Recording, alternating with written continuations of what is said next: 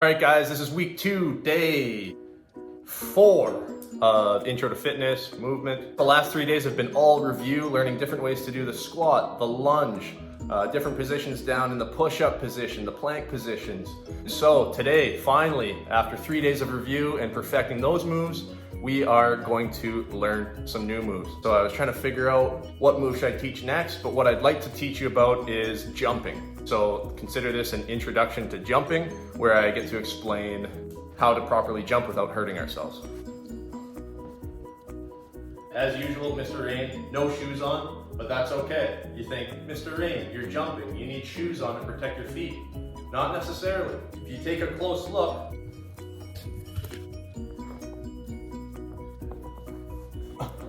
all right, so now I brought you guys down to the floor. This is so that you guys can take a very close look at my feet and ankle. They're so important in the jump, and I want to show you exactly how the calf functions to ensure that we are safe during our jumps.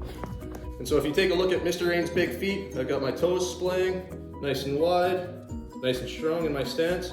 And if I jump, we'll get to see how the calf muscle protects my heel from smashing into the ground. Part 1 of the jump is the calf raise, where I go up on my toes. If you guys are following along, I encourage you to do 10 of these. I'm gonna do a quick 10 right now.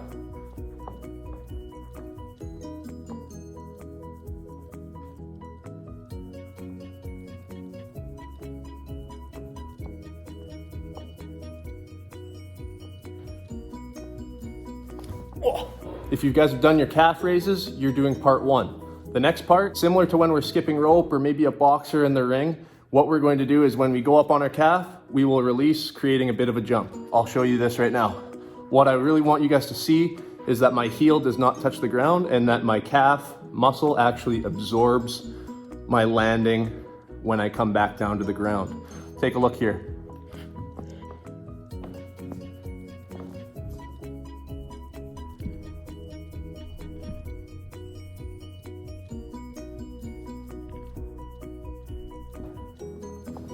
So I'm gonna pretend I'm skipping rope. I'm gonna do 10 quick skips.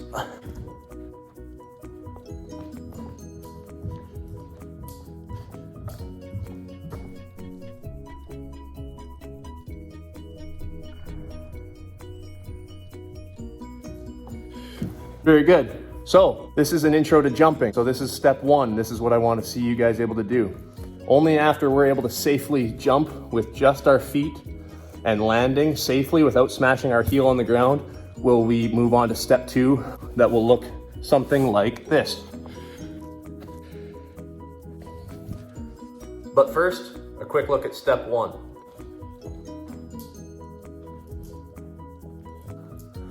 If you have success doing that, join me in doing step 2. If you can't perfect that first step and you're having trouble with it, please continue to work on it. First step would be doing the calf raise, as I'll demonstrate here quickly. Step 2 will be doing a bit of a skip. All right, now, step 2. Now that we've learned that our calf allows us to land safely as well as jump safely, now we're gonna incorporate the quadricep muscle, hamstrings, and glutes to also assist us in gaining more power in our jump, which will see us jump a little bit higher. Same rules apply on the landing. I don't wanna see a heel smash. If our heels are smashing down, I suggest and recommend that you don't jump so high. So it'll look something like this.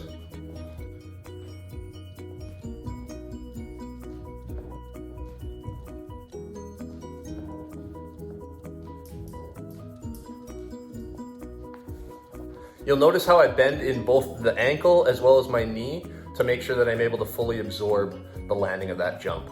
Here you're gonna see Mr. Raine jump as high as you can.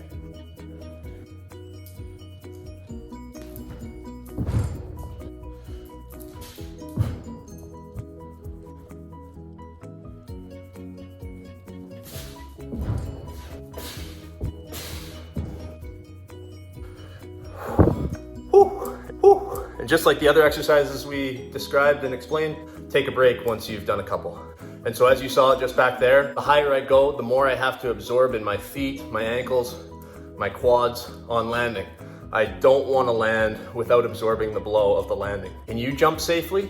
Can you ensure that your calf muscle keeps your heel from smashing on the ground? If so, can you continue on to step 2 and jump as high as you can? All right, guys, that's your assignment today. I want to see what jump is comfortable for you. Understand that the landing is just as important as the jump. Till next time.